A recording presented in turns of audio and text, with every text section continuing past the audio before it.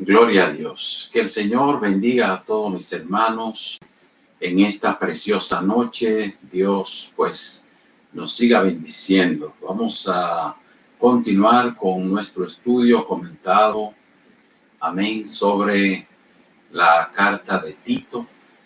Y hoy pues en esta noche vamos a continuar con el capítulo 2.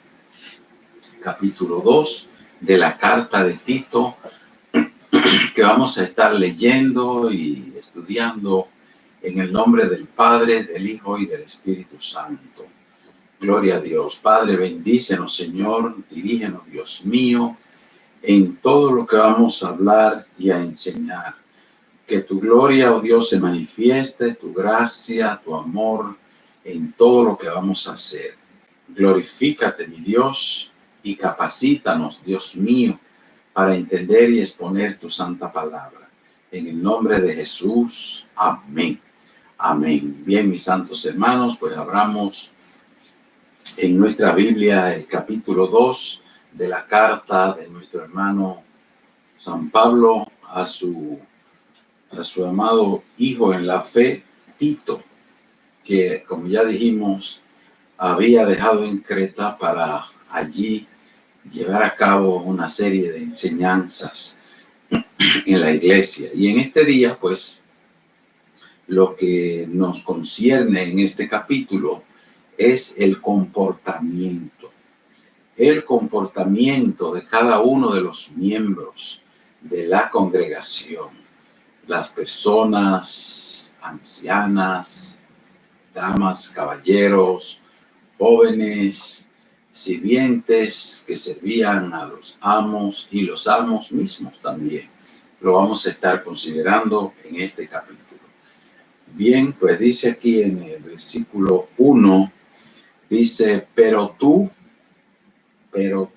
Tito, habla lo que está de acuerdo con la sana doctrina.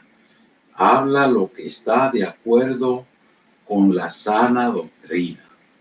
La sana doctrina es la enseñanza de Cristo, es la enseñanza de los apóstoles. Eso es lo que se llama la sana doctrina.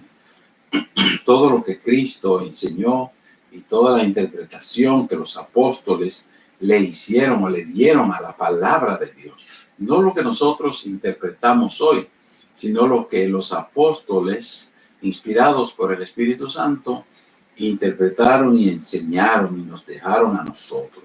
Por ello, la sana doctrina conducirá siempre a una vida santa dentro de la familia.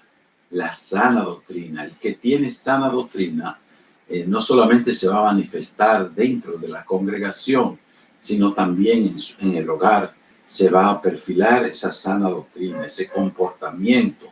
Amén. Dice, porque la sana doctrina es saludable al cuerpo de Cristo. La sana doctrina, por eso se llama sana, porque le da salud al cuerpo de Cristo. Le produce bienestar y crecimiento espiritual. De ahí, mis santos hermanos, la importancia de prestar la atención a la sana doctrina. Ya sabemos que los falsos maestros, pues, crean expectativas y confunden a muchos que se dejan confundir y los arrastran a otros ambientes. Amén. Hasta que por fin los encontramos completamente descarriados en muchísimos casos, y otros se quedan pernotando por ahí, pero ya sabemos que andan fuera de la voluntad del Señor, porque la voluntad de Dios es que nosotros estemos siempre sujetos los unos a los otros, que nos sometamos a la palabra de Dios y andemos en esa obediencia. Dice más sobre la sana doctrina, dice la doctrina ortodoxa o sana, amén, conforme a la voluntad de Dios, hay que defenderla con la misma escritura. La misma escritura se defiende a ella misma. La sana doctrina es la interpretación de la Sagrada Escritura. Por eso el apóstol recalca aquí, nos dice, pero tú habla lo que está de acuerdo con la sana doctrina. No hay que perder el tiempo hablando otras cosas que no sea la palabra de Dios. Y en ellos, pues, en ellos debemos de hacer hincapié, amén, y estar siempre escudriñando la santa palabra de Dios para nosotros tener el conocimiento y la destreza en la palabra, en la sana doctrina, para defenderla, para cuidarla, amén, y vivir en ella, en el nombre de Jesús. Viene con el versículo 2, nos dice, que los ancianos sean sobrios, serios, prudentes, sanos en la fe, en el amor y en la paciencia. Los ancianos y a las ancianas se le pide lo mismo también. Dice que las ancianas sí mismos sean reverentes en su porte, no calumniadoras, no dadas o no esclavas del vino, sino maestras del bien.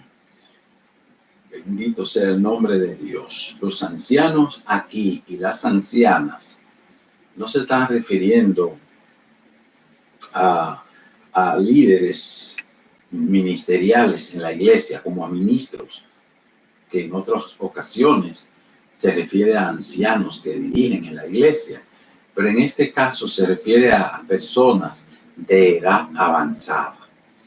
Bendito sea el nombre del Señor. Dice que sean sobrios, es decir, que no se embriaguen, que no se den al vino. Amén. Que sobrio es lo contrario de ebrio, que no sean ebrios. Amén. Porque es feo que un joven sea dado a la ebriedad, pero cuánto más a un hombre de mayor edad, a una persona anciana, a una mujer anciana, que se le tenga por una bebedora, por un bebedor. Ya de por sí son personas que no tienen moral delante de Dios y delante de los hermanos, delante de la familia, delante de los demás. No pueden aconsejar a nadie porque ellos mismos no tienen moral para aconsejar. Por eso que sean prudentes, que tengan reputación tanto de los de afuera como de los de dentro. Una persona que todo el mundo los conoce en su vecindario como personas serias, como personas honestas, como personas que tienen reputación delante de Dios y delante de los hombres. Asimismo, las ancianas, que también son mujeres de edad avanzadas, a eso que se refiere aquí, tienen estas características también de los hombres. Como leímos en el versículo 3, dice que las ancianas asimismo sean reverentes en su porte. Es decir, ¿cómo se exige la palabra de Dios que una mujer de Dios se comporte? Amén.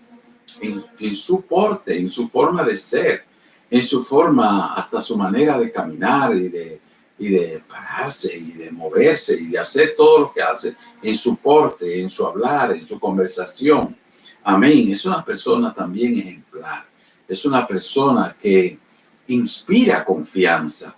Es una persona que cuando habla se le escucha y se le presta atención, porque es alguien maduro que habla con cordura. Amén. Todo lo que enseña. Bendito y alabado sea el Señor. Dice, no calumniadoras. Amén. Porque recuérdense que el calumniar es obra de Satanás. La palabra Satanás significa calumniador. Pues jamás en la vida un creyente debe tener esas características de calumniar a nadie, de hablar de nadie, de decir una mentira de alguien o de exagerar lo que conocen o oyeron o vieron incluso. No estar exagerando, porque no es necesario dañarle la reputación a otra persona, especialmente cuando no está presente, que esa persona no se puede defender. Es así que la palabra nos enseña. Así que dice los años no deben haber pasado en vano en una persona. Los años deben pasarnos para que aprendamos cada vez más y agrademos a Dios. Por eso la mujer cristiana La mujer cristiana es dedicada a su casa, a su esposo, a sus hijos. Es temerosa del Señor. En Proverbios 31:30, ¿qué dice la palabra de Dios? Dice, mujer virtuosa, ¿quién la hallará? Amén. Es una mujer que vale, que tiene precio, que hay que valorarla, porque es una mujer que da ejemplo verdadero, amén, de servidumbre, de servicio. Bendito sea el Señor. ¿Cómo nos dice acá? Dice que enseñen a las mujeres más jóvenes a amar a sus maridos y a sus hijos, a mujeres, para que las demás, con el ejemplo que ella le han dado, pues sirvan para instruir a las que van subiendo, a las más jóvenes. Y de esta manera, pues, sirven, amén, sirven de maestra a las demás. Dice, estar sujetos en amor y justicia. Y justicia atrae a otros, aunque sean incrédulos. Por eso es que nos recalca aquí. Dice que sean prudentes, sujetas a sus maridos, para que la palabra de Dios no sea blasfemada. La palabra de Dios no puede ser blasfemada donde alguien está dando ejemplo, donde alguien vive sujeta, amén, el uno al otro, como enseña la palabra de Dios, sujeto a lo que enseña las sagradas escrituras.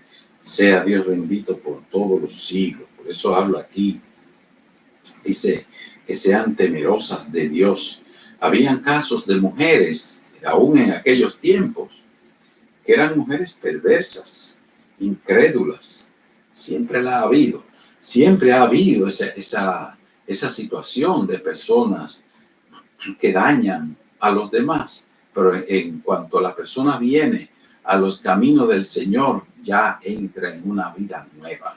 Y ahora es una persona cambiada que tiene que hacer lo posible, hacer el esfuerzo y pedirle a Dios que le ayude a ser un ejemplo genuino, agradable delante de los ojos de Dios a todos los demás. Dice, por eso habla aquí, estar sujetas en amor y justicia. Amén. Porque eso va a atraer incluso a los incrédulos. Aún los incrédulos van a temer a Dios algún día, de alguna manera. Van a saber que sí, que el único refugio que hay se llama la iglesia de Cristo. El único recurso que queda con moral en este mundo es la iglesia de nuestro Señor Jesucristo. Ahora, se refiere aquí en el verso 6.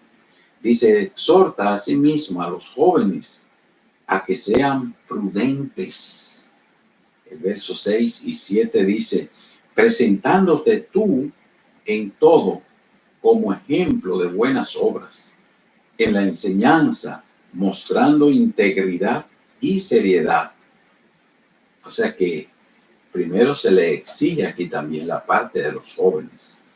El verso 6, que dice aquí, que los jóvenes sean prudentes, que sean sabios, que sean entendidos, que se esfuercen por conocer la palabra de Dios para hacer las cosas correctamente. Amén.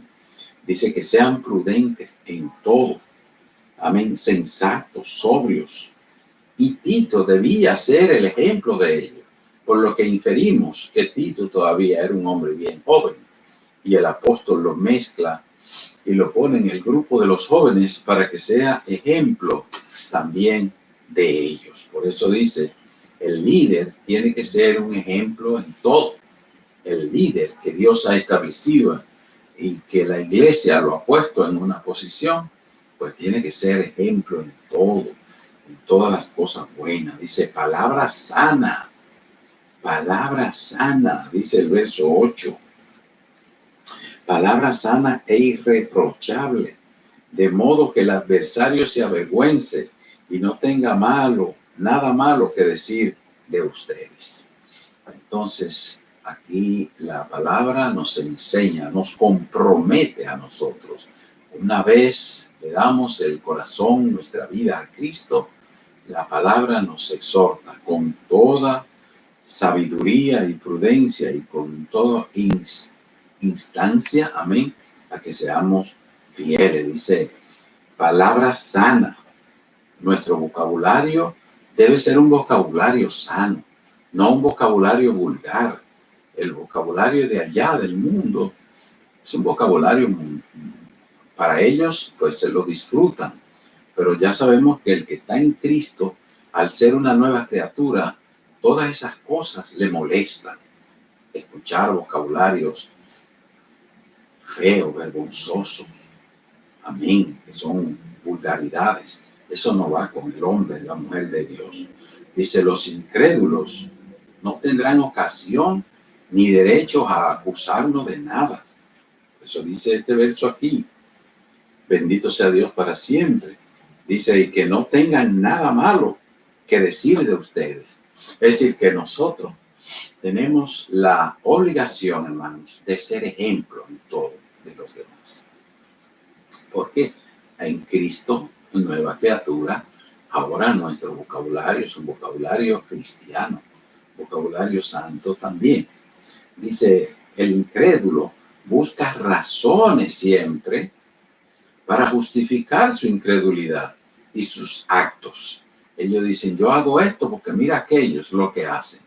Pero un hijo de Dios no le puede dar lugar al diablo, como dice la Biblia. No deis lugar al diablo. Amén. Bendito sea el nombre de Dios.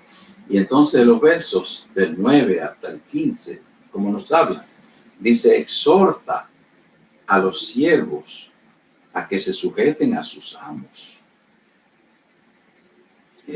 Que agraden en todo, que no sean respondones, no defraudando, sino mostrándose fieles en todo, para que en todo adornen la doctrina de Dios, nuestro Salvador.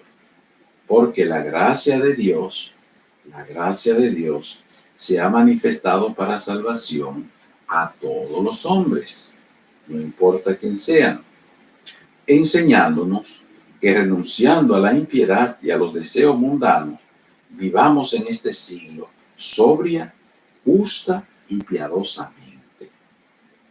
O sea que nosotros aquí vemos la parte de los que sirven.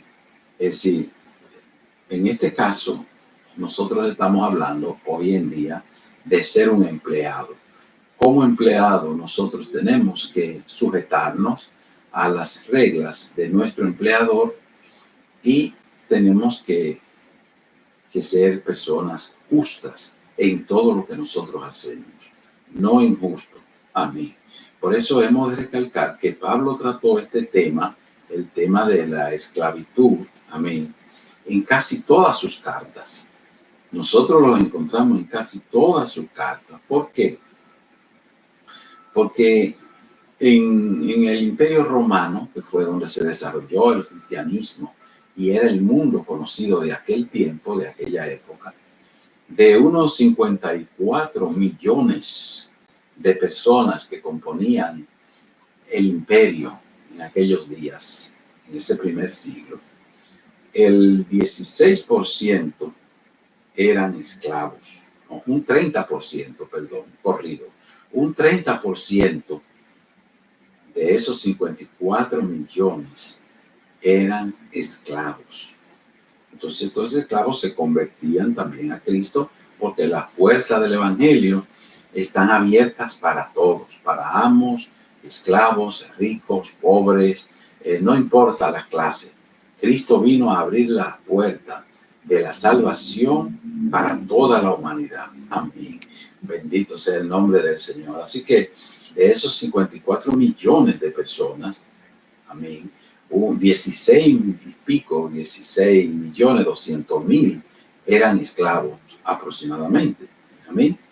Y el amo podía hacer lo que quisiera con sus esclavos. Él podía castigarlo, podía venderlo, podía marcarlo, estamparlo, amén, como de su propiedad, podía golpearlo, podía matarlo. Él podía hacer lo que quisiera con esos esclavos, sean esclavos o esclavas. Podía entrar en acción en todo lo que él quisiera. Pero ¿qué ocurre? Que cuando amos y esclavos se convierten al Señor, ahí entran en una nueva dimensión, en un nuevo trato. Amén. Y es algo curioso porque en la iglesia, pues todos eran iguales. Y ahí no había diferencia. Cuando entraban por la puerta de la iglesia, estaban allí reunidos. Amén. Todos estaban bajo la misma cubierta y medidos con la misma vara. Todos somos iguales, se supone. Eso es lo que Cristo nos enseña a nosotros. Amén. Pero siempre hay cosas que hay que verla, porque los humanos somos muy dados a cambiar. Los seres humanos somos así. Por ello, entonces el apóstol dice, muchos esclavos ya cuando se convertían y sus amos se convertían al Señor también, no querían cumplir con sus deberes, no querían respetar al amo como que era su amo cuando llegaban a la casa o a la finca o al lugar o a la empresa donde se trabajaba. Amén. Allí entonces querían ya cambiar y variar el comportamiento, no querían hacer las cosas que tenían que hacer. Y es ahí donde el apóstol Pablo les insta a que cada quien cumpla con sus deberes, porque cada uno tiene que cumplir con su deber. No importa si le servimos a un jefe cristiano o si le servimos a un jefe inconverso o si le servimos a un jefe malo o a un jefe bueno. Amén. Como quiera que sea, nosotros tenemos que cumplir con nuestro deber. Delante del Señor estamos y tenemos que ser justos en todo lo que hacemos. Pero ya sabemos que ese era un fenómeno que se daba porque muchos esclavos se llenaban de aire, de grandeza, se llenaban de altivez, de orgullo, amén, y se volvían rebeldes. Entonces, habían situaciones encontradas con sus amos que decían, no, pero es que aquí tú tienes que cumplir con tu deber, porque esto es así. Ahora bien, ese fue un fenómeno que la iglesia pues trabajó debidamente con todos esos casos. Y también nos dice aquí, dice que habían amos que eran injustos. Y por eso es que en Efesios capítulo 5, el apóstol Pablo y 6 nos trata estos temas. Y lo trata con más amplitud, porque también les exige a los amos que sean justos con sus esclavos. Bendito sea el nombre del Señor. Dice que habían amos injustos que le hacían amenaza, les hacían amenazas e intimidatorias y se aprovechaban de que eran sus amos. Amén. Y lo querían presionar a hacer cosas, hacer más trabajo de la cuenta o a forzarlo. Porque justamente, de acuerdo a las leyes romanas, ellos tenían derecho a hacer todo lo que quisieran hacer con sus esclavos. Pero ¿qué ocurre? Que conforme a la palabra de Dios, nosotros tenemos que ser justos en toda nuestra manera de vivir, en todas las cosas que hacemos. Y entonces ahí el apóstol le recalca en el capítulo 6, del 5 al 9, el apóstol le muestra aquí su intervención, una intervención completa de cómo los amos tienen que comportarse también con los esclavos. Sea Dios bendito para siempre. Así que el evangelio demanda justicia en todo y para todos. El evangelio de Cristo. No puede haber un amo que cometa injusticia y se quede así, porque la Biblia les reclama y le dice, recuérdense que el amo de nosotros, de todos nosotros, está en los cielos y él está mirando y midiéndonos con la misma vara a todos. Y ahí el apóstol pues le da una amplia explicación a los amos también. Dice, el creyente dará testimonio de su fe en cualquier situación en que viva, porque Dios es el centro de toda nuestra vida. Nosotros tenemos que ser justos no defraudando, más bien siendo fieles en todo. Dice que la doctrina, dice aquí claramente, dice no defraudando en el versículo 10, sino mostrándonos fieles en todo, para que en todo adornen la doctrina de nuestro Salvador Jesucristo. Así que nosotros estamos llamados a ser fieles en todo. Y en el verso 13 vamos a recalcar que nos dice el apóstol, dice, aguardando la esperanza bienaventurada y la manifestación gloriosa de nuestro Dios y Salvador Jesucristo. En todo momento nosotros pues estamos esperando al Señor. Y mientras los esperamos, sea cual sea nuestra condición, nos estamos santificando delante de Dios y delante de los hombres, santificándonos. Dice, y obramos según Cristo nos ha ordenado, con la encomienda de dar gracia, de dar gracias a Dios por todo. Amén. Darle gracias al Señor por todo. Dice no defraudando a nadie y enseñándonos, amén, enseñándonos que que renunciando a la impiedad y a los deseos mundanos, vivamos en este siglo sobria, justa y piadosamente. Ahí estamos nosotros llamados a vivir conforme a esa santa palabra. Amén. Nos dice aquí, fíjense que nos dice aquí, aguardando la esperanza bienaventurada y la manifestación gloriosa. ¿A qué se refiere esa manifestación? Al momento cuando Cristo, amén, arrebata a su iglesia para volver a esta tierra de una manera maravillosa, a gobernar este mundo con la verdadera justicia, que es la justicia que aunque Cristo va a gobernar a toda esta humanidad. Amén. Bendito es el Señor para siempre. Por eso dice aquí el apóstol, bendito sea el Señor, en el verso 14 dice, quien se dio a sí mismo, hablando de Cristo, por nosotros, para redimirnos de toda iniquidad y justificar para sí un pueblo propio, celoso de buenas obras. O sea que Cristo vino y nos dio la libertad, pagó por nosotros, que no solamente éramos esclavos de un amo terrenal, sino esclavos del mundo, esclavos del enemigo. Nosotros hacíamos la voluntad de Satanás y en ella nos deleitábamos. Pero ya sabemos que todo eso es vanidad, que todo eso es frustración, perdedera de tiempo.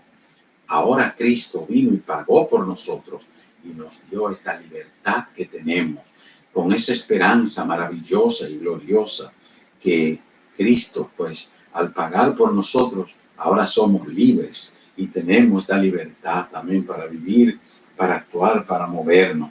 Dice, el que Dios envía a una misión tiene que confiar y saber que el Señor al que envía respalda. Por eso es que él aquí le dice, quien se dio a sí mismo por nosotros para redimirnos de toda iniquidad y purificar para sí un pueblo propio, celoso de buenas obras. Dice, esto habla y exhorta y reprende con toda autoridad y que nadie te menosprecie. Porque si yo te he enviado, en otras palabras, o si Dios te ha enviado, Dios te va a respaldar en todo. Lo único que tenemos que hacer es serle fiel a Dios, conocer su santa palabra para saber y entender el deseo de Dios y entonces cumplir con nuestros deberes con toda confianza, con toda seguridad de que estamos haciendo la voluntad del Señor. Bendito es el nombre de nuestro Dios. Por eso que con esa responsabilidad, con esa fidelidad, hemos de actuar siempre con esa confianza, amén, de que estamos haciendo la voluntad del Señor. El que hace la voluntad de Dios cumple con su deber. Amén. Está seguro que Dios lo ha mandado, lo ha puesto. no tienen nada por qué temer, sino hablar las cosas que Dios nos ha mandado a hablar, a enseñar lo que Cristo nos ha mandado a enseñar. Amén. Y hacerlo con confianza. Y cualquiera que quiera menospreciarnos, pues que nos menosprecie, si quiere hacerlo. Pero ya sabemos que está arando en el mar, porque el que nos respalda es el que nos ha enviado.